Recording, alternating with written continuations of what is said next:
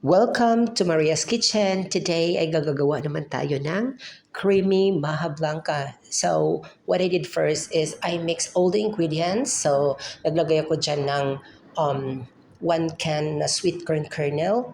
Naglagay din ako dyan ng 1 can evaporated milk, 1 can condensed milk, 1 cup white sugar ang ginamit ko dyan at nag-mix din ako ng 80 ml na tubig or water.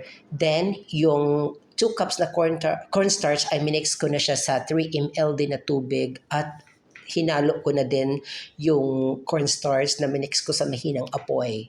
Okay, dapat ganyan, kahina lang ang apoy, dapat mahina lang ang apoy ang pagluluto nyo dyan kasi iwasan natin ang pagkasunog at pagkahilaw. Tapos, ganyan lang dapat siya kalapot. Ang eksena dito ay dapat haluin mo siya ng haluin. Huwag mong pabayaan, lalong-lalo na iwan mo yung niluluto mo.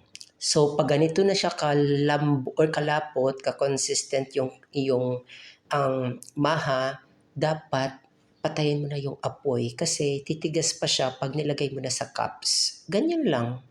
So, ganyan na po siya. Actually, may cheese yan sa ibabaw. Kaso, hindi ko siya na-videohan na kasi nagmamadali